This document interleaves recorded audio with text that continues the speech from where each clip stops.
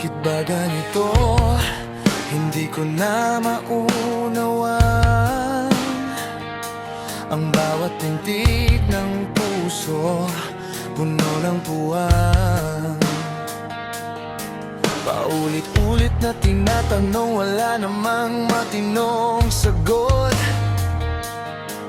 Lalong nagdidilim ang paningin, lalong nakakayamot. Nababaliw na yata sa loob ng sariling isip. Parang binabangungot kahit hindi pa naidlip. Kumukulo-talo, humahapdi ang sikmura. Sumasakit ang puso, bumibigat ang likod sa dusa.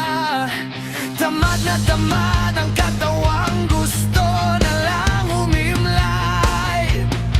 Pero ang isip ay ayaw pang bumitaw sa buhay. Sentido ko'y parang binabaunan ng tornilyo. Mahigpit na nga, bakit kailangan pang higpitan nyo? Gusto kong humimlay, pero ayaw pa umalis. Gustong umalis, pero saan pupunta? Sa gitna ng labis. Pasensya na, pasensya na kung ako'y ganito.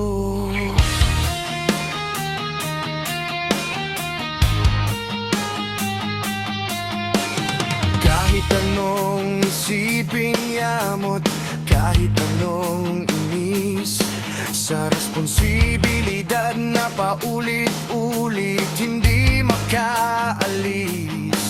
Nakatutok pa rin, hindi pwedeng talikuran.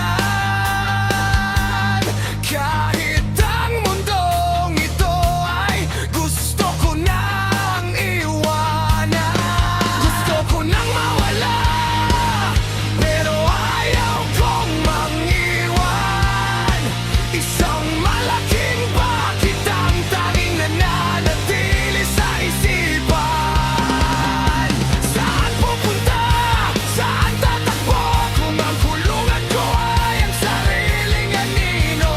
Nababaliw na sa pagod, nababaliw sa tungkulin. Katawan ay pagod na, pero kailangan kayanin. Sentido ko'y parang binabaunan ng tornilyo. Mahigpit na nga, bakit kailangan pang higpitan nyo? Gusto kong humimlay, pero ayaw pa umalis.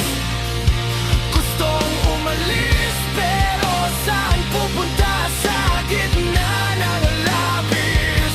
Pasensya na.